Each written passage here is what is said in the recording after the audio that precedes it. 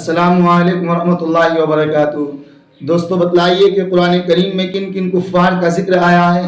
تو جواب ہے نمبر 1 نمرود، نمبر 2 فرعون، نمبر 3 حامان، نمبر 4 قارون، نمبر 5 ابو لہب۔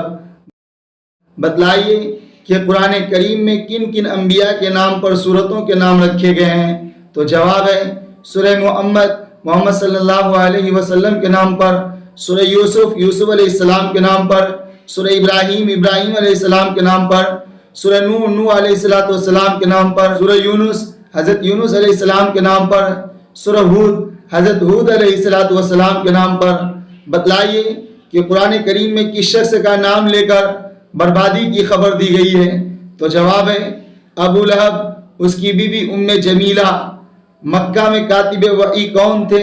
تو جواب ہے شرجیل بن حسنہ رضی اللہ تعالیٰ عنہ۔